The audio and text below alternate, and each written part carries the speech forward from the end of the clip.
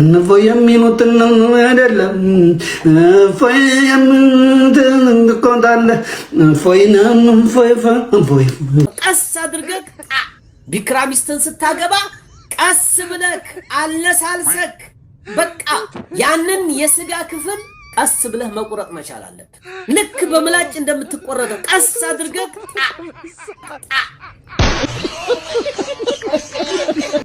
አላህ ጭንቅላት አለ የለውም? እሺ አላህ ጭንቅላት አለው የለውም የሚል በቁርአንም በሆነ በሐዲስ ላይ አልተገለጸም። አንገትስ አለ የለውም? እርሱም አልተገለጸም። ብልትስ አለ የለውም? እርሱም አልተገለጸም። ስለዚህ አላህ ወንድ ሊሆን ይችላል፣ ሴት ጾታ ሊኖረው ይችላል። ለቤተ ክርስቲያን ጠበቆች የሚሆኑ ከወጣቶች መካከል እኛ በማናውቀው በረቀቀው አሰራሩ እግዚአብሔር መንፈስ ቅዱስ በቤተ ክህነት የሌሉ የመንግስት ሥራ እየሰሩ ተማሪዎችም ሆነው እየተማሩ የራሳቸውንም ሥራ እየሰሩ እንደገና ባለቻቸው ጊዜ እግዚአብሔር መንፈስ ቅዱስ እየተጠቀመባቸው ለቤተ ክርስቲያናችን ለኢትዮጵያ ኦርቶዶክስ ተዋሕዶ ቤተ ክርስቲያን አፖሎጂስት ሆነው የቆሙ ስንት ወጣቶች እንዳሉ በቲክቶክ ዓለም ሄዳችሁ ይም እንዲያው ሩቅ አንሄ እስላሞቹና ፔንቶች አንድ ላይ ሆነው የሚያፈጡት ኦርቶዶክስ ላይ ነው። እና ለእስላሞቹም ያው ራሱን የቻለ መድኃኒት አለ፣ ፈውስ አለ። ለዚህ ለጽንፈኛው የውሃቢ እስላም እፎይ የሚባል አቤቱ መጥኔ አቤት እሱ ልጅ እንደው ዝናናለው እኮ ገባና አንብብ። ርዕሱ ምንድነው? እንደዚህ እኮ አንብብ፣ ይሄንን አንብብ። አላነብም እሱ እንደዚህ አንብብ። አንተ እኮ ማትረባነ ደደብ ነህ እናታ ፈርጥ ብላ እንደዚህ ምናምን አንብብ። እሱ የተማርከው ነው። አንብብ የሚለውን አንብብ። ክርስቲያን አቅርብለት ልትገባለት። አዎ አንብብ። እነሱም አይቀሩ እነሱ ተሰልፈው ነው የሚሄዱት። ደግሞ ይመጡና ይሰበሰቡና ሴቶቹን እንዳትሄዱ እዛ ሰውዬ እንዳትሄዱ። ሰው ደግሞ በተፈጥሮ የተከለከለውን ነገር ይወዳል። እዛ እፎ ቤት ቁጭ ብሎ ሰዎቹ ይጠጡና እዛ ባላቸውን በቦክስ ጥፋ ከዚህ ይዛ ይሰሙ።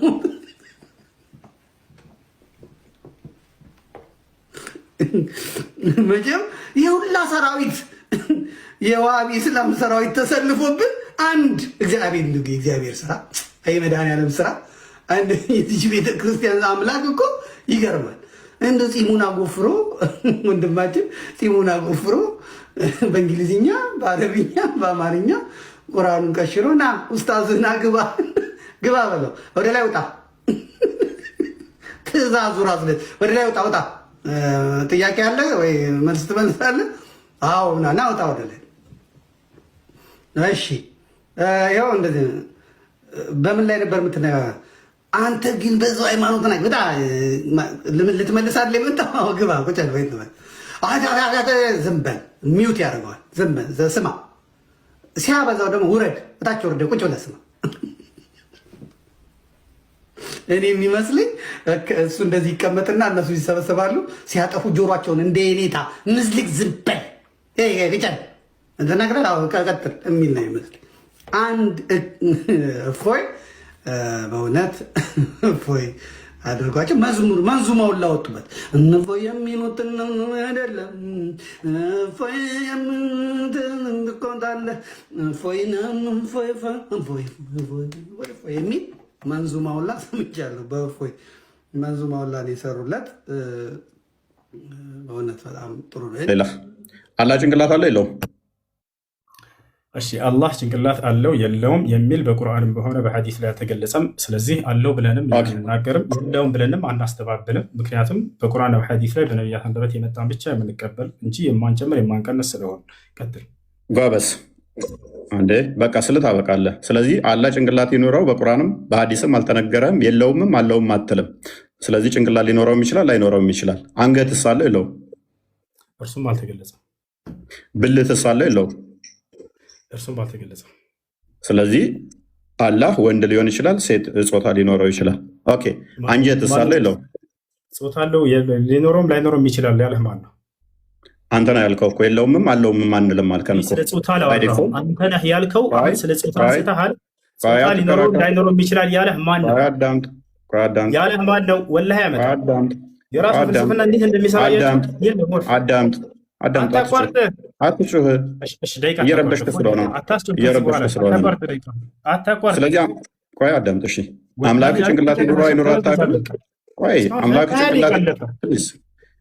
ጭንቅላት ይኑረው አይኑረው አታውቅም። አንገት ይኑረው አይኑረው አታውቅም። ብልት ይኑረው አይኑረው አታውቅም። የምታመልከው ጎበዝ።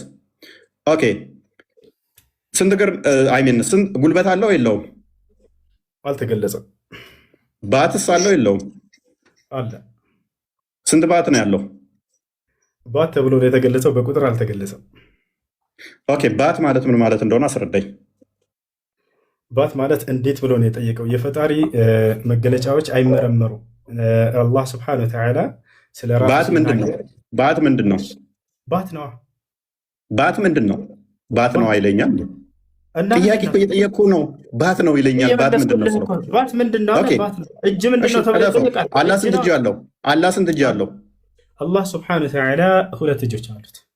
ኦኬ ቀኝና ግራ ነው ወይንስ ቀኝ እጅ ብቻ ነው ያለው? ቀኝና ግራ። ኦኬ ስለዚህ ዳይሬክሽን ዳይሜንሽን አለው ማለት ነው። አላህ የፍጡር ባህሪን እንደሚያካብበው እየነገርከኝ ነው። እናመሰግናለን። እንደሱ ብሎ የተደጎመ አንድ ሰው አዳምጥ፣ ተረጋጋ። ኦኬ እጅ ማለት ምን ማለት ነው? እጅ ማለት እጅ ነው። መልስ ይሄ ነው። ስለዚህ እጅ ማለት እንደዚህ ይሄ የምታየው እጅ ነው። ያለህም እንደዚህ እጅ አለው አይደለም? ማስረጃ አይደለም። ምንድን ነው እጅ ማለት እጅ ነው የምትለኝ? ምንድን ነው ታዲያ? አምላክህን አታውቀውም? ጠየቀኝ። ከዚያ በኋላ ገለጽከው። እንደዚህ እንደምታየው ነው። አታቋርጥ ደቂቃ። አምላክህ ምንድን ነው? እሺ አታቋርጥ ደቂቃ። መልስ። አይ ተጠየቅከውን አታቋርጥ እንጂ ታዲያ እያወራን እኮ ነው። እፎይ ታዲያ የጠየቅኩን አመልስም እኮ ምን ላድርግ? ልመልስልህ እኮ ነው። አዳምጥ። ይኸውልህ አታቋርጥ ደቂቃውን። ከዚህ በኋላ ስለ ደቂቃ አታስወራኝ እባክህ። አተው በቃ ደቂቃውን ትታ ያንተ ጊዜ ነው አይደል? አይዞህ ቀጥል፣ በርታ። ሐራም ሽሪክ ለዋልስልሽ ነው። በደንብ አድርጎ አብራራው። ምን አለመሰላችሁ? እጅ ስትል ጊዜ እንደዚህ አይነት እጅ እንደኔ እጅ ነው ወይ እንደዚህ እጅ ነው ወይ አለ። ላ አይደለም አልኩኝ። ገብቶሃል? ማስረጃ ቃለ ሱብሃን እኮ ምንድን ነው እጅ አልኩህ እኮ። እጅ ምንድን ነው አልኩህ። እጅ ብለህ ነገርከኝ እኮ። በፈጣሪ ስም እኮ ጠየከኝ አይደል? አዳም ተመልሰልህ። እንደኔ አይነት እጅ ነው ወይ ብሎ አሳየኝ። ጥሩ ምሳሌ አመጣልኝ። አይደለም እንደኔ ብዬ አልጠየቅኩም። እንደኔ ብዬ አልጠየቅኩም። እንደዚህ ይሄንን ያልኩህ ምንድን ነው? እጅ ነው። እጅ አንተ ለምታወራ ከሆነ አቆመዋለኝ። ዝም ብዬ እያወራህ አይደለም። ለጠየቀ ጥያቄ እየመለስኩልህ ነው። እፎይ ከሀያ ደቂቃ በላይ ጎበዝ። እሺ ቀጥል። እጅ ምንድን ነው? አዎ እጅ ብሎ ሰውዬው አብራራው። ምን አለ? እንደዚህ አይነት እጅ ነው ወይ አለ። ያልጠየቅኩህን አትመልስ። የኔን ተወኝና እጅ ምንድን ነው? አላህ እጅ አለው ስትል ተበላ። ያልጠየቅኩትን አለ። ወላሂ ጠይቃል። እየሰማሁ ነበር። እጅ ማለት ምን ማለት ነው? የአላህ እጅ ማለት ምን ማለት ነው? ልመልስልህ። እንደዚህ አይነት እጅ ነው ወይ ብሎ በደንብ አድርጎ አገኘሁት። በቃ አሁን ልመልስልህ። አዳምጥ። አሁን ልመልስልህ። ደቂቃ እባክህ አታቋርጥ። እፎይ ያልጠየቅኩህን አትመልስ። ምክንያቱም እየመለስክ ስላልሆነ ጊዜ እየገደልክ ነው። ጠይቀሃል። እየሰማሁ ነበር። ይታዘቡ ልለፍህ። መልሶ አግኝተሃል። አይ ቀጥል። ልለፍህ አይሻልም? እኔ ልለፍህ ማስረጃ ልስጥህ እያልኩህ እኮ እምቢ አልክ። ምን ላድርግህ? ምንድን ነው የምትሰጠኝ? እሺ ደቂቃ ልቀቅ። እያመጣህ አይደለም። እሺ ቀጥል። ቃለ ሱብሓነሁ ለይሰ ከሚስሊሂ ሸይእ፣ እኔን የሚመስል አንድም ነገር የለም አለ። እንደዚህ እጅ ነው ወይ ብለህ ስለጠየቅ ያንተን አይመስልም። አላህ ቃል በቃል እኔን የሚመስል ማንም የለም ብሎ ተናግሯል። ያው ማስረጃ ላሳየህ አንድ ጊዜ። እኔ አልጠየቅኩም። ሱራ 42:11 ነው የምጠቅሰው። ምንም አያደርግልኝም። እኔ ማንን ይመስላል አይደለም ጥያቄ። ያልጠየቅኩህ ለምን ትመልሳለህ? እኔ ጥያቄ እጅ ብለህ የምታመልከው አካል ምንድን ነው ብዬ ነው የጠየቅኩህ። እጅ ምንድን ነው ያልኩህ። እጅ ምንድን ነው? የአምላክህ እጅ ብለህ የምታመልከው ምን እንደሆነ አታውቀውም። ግራና ቀኝ ካለው ዳይሬክሽን ሰጥቶታል። ግራና ቀኝ ብሎ ማለት ነው። ኦራይት፣ እናመሰግናለን። ይሄ ፍጡር ባህሪ ነው። ኦኬ፣ ታፍ አለው የለውም? አላህ ታፋ የሚል አልተገለጸም። ኦኬ፣ እግሩስ ጠፍር አለው? ጣት አለው የለውም? አላህ ስብሐነሁ ወተዓላ እግር አለው ተብሎ ተገልጿል እንጂ አሁንም እግሩ ጥፍር አለው የለውም ተብሎ አልተገለጸም። ኦኬ፣ እጁስ? እጅ አለው። ጣትስ አለው የለውም? ጣቶች አሉት ልክ አምላክህ እንዳለው። ስንት ጣቶች ነው አላህ ያለው? አላህ ስብሐነሁ ወተዓላ ጣቶች አሉት ተብሎ የተገለጸ። ስንት ጣቶች ነው ያሉት ይታወቃሉ? አላህ ስብሐነ ወተዓላ ጣቶች አሉት ተብሎ ነው የተገለጸው። ማስረጃ ሰለላሁ ዐለይሂ ወሰለም ስንት ጣቶች ነው ያሉት? ጣቶች አሉት ተብሎ የተገለጸው አልኩ። ኦኬ፣ እነኛ ጣቶቹ እጁ ላይ የተገጣጠሙ ናቸው ወይንስ የተነጣጠሉ? አልተገለጸም እርሱ። አታውቀውም። ስለዚህ ለየብቻ የተበታተኑ የተለያዩም ሊሆኑ ይችላሉ ማለት ነው። ማን ነው እንደሱ ያለ? አልተገለጸም አላቅም አልከኝ እኮ አንተ ራስህ። አንተን እየጠየቅኩህ ነው። ማን ነው እንደሱ ያለ? አንተ ራስህ አላቅም አልከኝ እኮ። ኦኬ፣ እሺ፣ መዳፍ አለው የለውም? መዳፍ አለው የለውም? አልተገለጸም። አልተገለጸም። እርግጠኛ ነህ? ምን ያህል እርግጠኛ ነህ? አላህ ስብሐነ ወተዓላ እጆች እንዳሉት ተገልጿል። ያንን ተናግሯል። ስለዚህ ያልጠየቅኩህን አትመልስ። ኦኬ፣ እናመሰግናለን ወንድማችን ኡስታዝ ሁሱ ቴንኪው። በመጨረሻ እንደምንም ተገፍተህም ቢሆን መጥተህ አልተገለጠም ቢሆንም መልሱም ላለህ እንትን እንደዚህ ተገፍቶ በፑሽ ብመጣም ጥሩ ነው። ይልመድብህ ወደፊቱ መረጃ መክፈት ልመድ። ክርስትና ላይ ምን የምታውቀው ነገር የለም። ክርስቶስ ሉክ በስጋ የተገለጠ አምላክ ነው።